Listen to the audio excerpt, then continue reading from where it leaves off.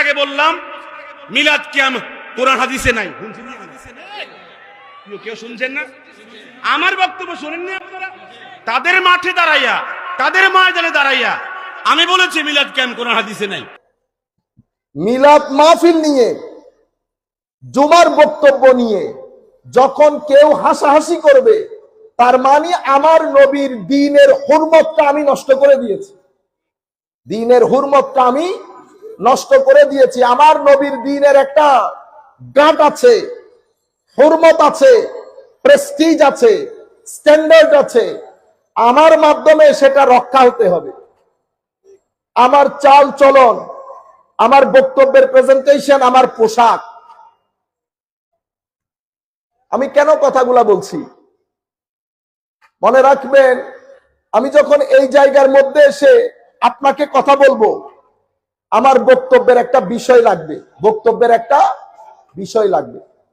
আমি যখন বিষয় নির্বাচন করব, তো আমার বিষয় এমন হতে হবে যেটা শ্রোতার সাথে আমি কানেক্ট করতে পারবো, এবং যারা এখানে আছেন তাদের উপকার হবে, তারা কিছু জিনিস জানতে পারবে। আমি কোনোভাবেই যেন এখানে ঘৃণার উদ্রেক না করি। কিসের উদ্রেক না করি? ঘৃণা।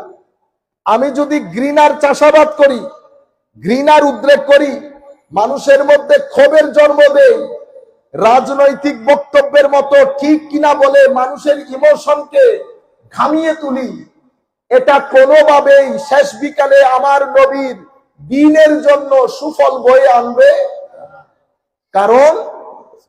কারণ আমাকে এখানে 50 জন মানুষ শুনলেও চোখ যেগুলা আমাদেরকে দিকে তাকিয়ে আছে, এগুলার পেছনে লক্ষ লক্ষ লোক আছে, লক্ষ লক্ষ লোক আছে।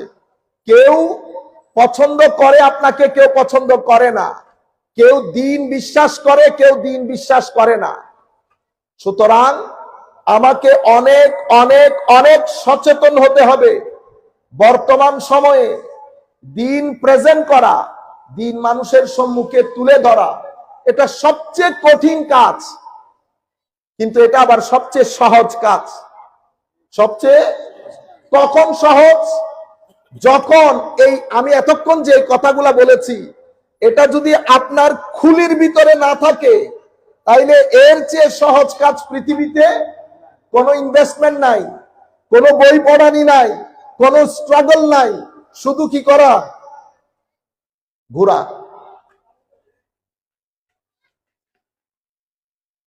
ধরেন আমি এখন বক্তব্য দিব আপনাকে। উম্মতে মুসলিমা গত 1400 বছর ধরে একটা কাজ করে করে আসতেছে। আমি যদি নতুন কথা বলি হঠাৎ করে, এখানে মিশ্র প্রতিক্রিয়া সৃষ্টি হবে, মানুষ কনফিউজড হবে। আপনি যখন এই কনফিউশন তৈরি করবেন, স্বাভাবিকভাবে একটা রিয়াকশন আসবে, সেটা আমার থেকে হোক, সেটা আপনার থেকে হোক।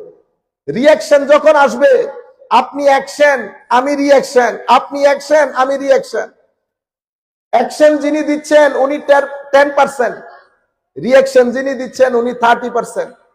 30 আর 10 মিলে 40%। 60% মানুষ কিন্তু সামনে। ইনারা বুঝতেও পারছেন না কোন দিকে যাবে। রিয়াকশনটা কি হয় 60% থেকে? ওনারা কি বলেন? মৌলবীদের এই কাজই এটা। আপনি যখন বলবেন মৌলবীদের কাজই এটা, তো আমার নবীর দ্বীনের হুরমত নষ্ট হয়েছে। কি হয়েছে? হুরমত নষ্ট হয়েছে।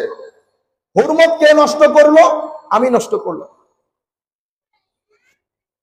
আপনি আমি এখানে নাচ পড়তে পারবো, কিন্তু আমি এখানে রংডং করতে পারবো না। কেন? কারণ এটার মাধ্যমে, এটাতে যদি আমি রংডং করি, আবার দ্বীনের হুরমত নষ্ট হবে, দ্বীনের হুরমত নষ্ট হবে। এই কথাগুলো আমাদের সকলের মাথায় রাখা উচিত। কিন্তু আমরা কোনো কারণে, কারো ইঙ্গিতে হোক, কোনো কারণে হোক, টাকা পয়সার কারণে হোক, কাউকে খুশি করার কারণে হোক, অথবা পরিচিত হওয়ার কারণে হোক, ভাইরাল হওয়ার কারণে হোক, কারণ ভাইরাল হওয়া কিন্তু টাকার বিষয়। আপনি যখন ভাইরাল হবেন, আপনার ভিডিওর ভিউ রেট বাড়বে, এখানে একটা টাকা আসে, স্বাভাবিকভাবে আপনি ঘরে বসে বসে খেতে পারবেন। আমাদের এখন দেখেন না ইউটিউবের মধ্যে অনেক ভাই খাওয়া দাওয়া গ্রহণ করেন, একজনে 100 জনের খাবার গ্রহণ করেন, এটা টাকার ইনকাম। আমি মাঝে মধ্যে চিন্তা করি আমরা আরো কত দূর যাব, আমরা আরো কত দূর যাব। সেই সমাজের মধ্যে আমরা বসবাস করছি, কিন্তু আফসোসের বিষয় হচ্ছে আমাদের মধ্যে সচেতনতার তৈরি হচ্ছে না। আমরা এখন মাহফিল করছি, আয়োজক কমিটি আমরা যারা আছি আমাদেরকে বুঝতে হবে আমরা এই আয়োজন কেন করেছি। কারণ এটার পেছনে 1-2 দিন জড়িত না, এটা মাসকে মাস এটার পেছনে কাজ করতে হয়, নির্ঘুম রাত, ঘাম ঝরে। কিন্তু আপনি এটা কেন করেন? মনে রাখবেন, মিলাদুন নবীর উদ্দেশ্য একটা, উম্মতে মুহাম্মাদীকে ধর্মের শিক্ষায় শিক্ষিত করা, আমার নবীর উম্মতকে আমার নবীর আখলাক, আমার নবীর আদব, এশক, মোহাব্বত, আমার নবীর সিরত, আউলিয়ায়ে কেরামের নিসবত, আল্লাহর তাওহীদ, কোরআনের মহানত্ব, তাবৎ বিষয়গুলো উম্মতে মুসলিমাকে শিক্ষা দেওয়া এই মাহফিলের মূল উদ্দেশ্য। এই মাহফিলের আপনি যদি এটা চিন্তা করেন যে ভাইরাল বড় কাউকে দাওয়াত করব যে কোনো ভাবেই হোক, যত টাকাই লাগে, মানুষ দরকার, আমি আজকে আপনারা মাথা থেকে এটা ঝেড়ে ফেলে দেন, মাহফিলের গ্রহণযোগ্যতা মানুষ আসার না আসার মধ্যে না। মাহফিলের গ্রহণযোগ্যতা কখনো এই নিয়ত করবেন না যে মানুষ কয়জন হবে, সেই বক্তাকে সিলেক্ট করবেন যার মাধ্যমে আপনার উদ্দেশ্য হাসিল হবে। উদ্দেশ্য কি? উদ্দেশ্য হচ্ছে জাতিকে, নবীর নওজোয়ান নসল, আমার নবীর উম্মতকে আমার নবীর এশকের তালিম, দ্বীনের তালিম, আখলাকের তালিম, পরিবারের তালিম, এই তালিমগুলা দেওয়া।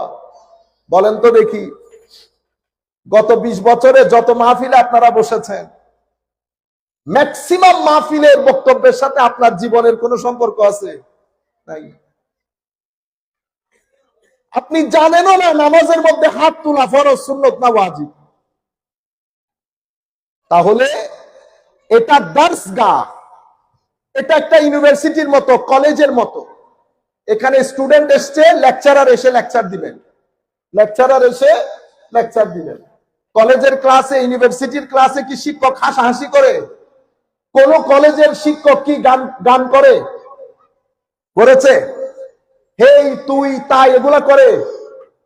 আমি যদি করি, সেই জন্য কলেজের ক্লাস নিয়ে হাসাহাসি হয় না, আমার ক্লাস নিয়ে হাসাহাসি হয়।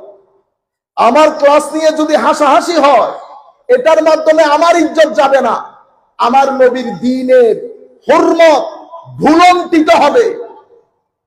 আজকে আমি আমাদের একজন বড় বক্তার আমি একটা গান শুনেছি, আমার ঘুম আসে নাই, আমার ঘুম আসে নাই। আমি এখন আপনাদেরকে আমি কিছু কথা বলবো, আমার ইচ্ছে করছে আমি চলে যাই, দরকার নাই আর, এনাফ ইজ এনাফ। আপনাদের রুচি বোধের মাঝে মধ্যে আমি চিন্তা করি আপনাদের রুচি কেমনে এত নিচে নেমে যায়। আপনারা এত এত টাকা দিয়ে এই কলা গাছ, বাঁশ গাছ, এগুলা কেন তুলে আনেন? আমাদেরকে কেন তুলে আনেন? মুরব্বী আলেম যদি দাওয়াত করেন, ওনার বক্তব্যে উপকার না হলেও সুবতের মধ্যে উপকার আছে। কারণ ওনারা ইবাদত করেন, রিয়াজত করেন, ওনাদের জিন্দেগির মধ্যে আখলাক আদব আছে। আমাদের জিন্দেগি ফেসবুক নষ্ট করে দিয়েছে, ফেসবুক নষ্ট করে দিয়েছে। আমাদের কথা বলছি, আপনাদের না, আপনারা অনেক ভালো আছেন। আমি এমনিতে বলতেছি না, আমি মিন করে বলতেছি, আপনারা আমাদের চেয়ে অনেক ভালো আছেন। আমরা আটকে যাব আল্লাহর নবীর দরবারে, কোন খেদমত না। এটা কিসের খেদমত? ডেইলি যদি আমার লক্ষ লক্ষ টাকা ইনকাম হয়, কিসের খেদমত? আপনারা বুঝতে পারছেন? আপনারা কি করেন? মানুষকে চাপাইয়া টাকা আদায় করেন, ঈদে মিলাদুন নবীর চাঁদা আদায় করেন, করেন না? এক এক এলাকার মধ্যে 50, 60, 70টা মাহফিল হচ্ছে না আজকে। কেন আমরা সবাই মিলে একটা করতে পারি না? সবাই মিলে একটা করতে পারি না? অতি মাহফিলের কারণে পরে আপনারা কি করেন, বাঁশ গাছ যেখান থেকে যা পারেন ওটাই নিয়ে আসেন।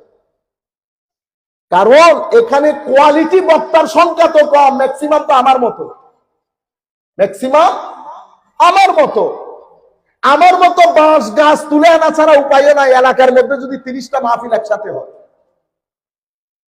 আমি আহলে সুন্নাত ওয়াল জামাতের গ্রাউন্ডে আপনাদেরকে বলবো একটা বড় সংস্কার দরকার, এবং সেই সংস্কারের মধ্যে আপনি আমার সাথে থাকতে হবে।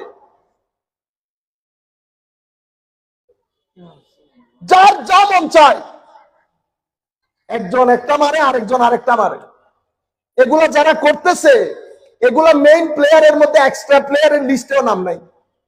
মেইন প্লেয়ার বাদ দেন, এক আজীব মাহল তৈরি হয়েছে। আমার আল্লাহ আমাদেরকে বলছেন, তোমাদের মধ্যে যদি কোন ইস্যুতে মত পার্থক্যের সৃষ্টি হয়, এখন আমি যে কথাগুলা বলছি এটা সভ্য মানুষ এই কাজ করে।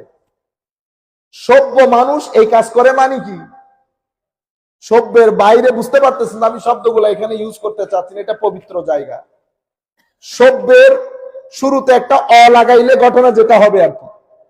সভ্য মানুষ আমার আল্লাহ শিখিয়ে দিচ্ছেন, তোমাদের মধ্যে যদি কোন ইস্যুতে মত পার্থক্য হয়, তো এটা সলভ কিভাবে করবে?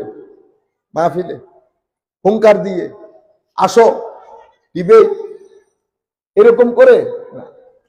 আমাদেরকে বলা হচ্ছে, যদি কোন ইস্যুতে তোমাদের মধ্যে ইখতিলাফ হয়, ফারুদ্দুহু ইলাল্লাহি ওয়ার রাসূল, কোরআন এবং হাদিসের আলোকে সেটা সলভ করার চেষ্টা করো।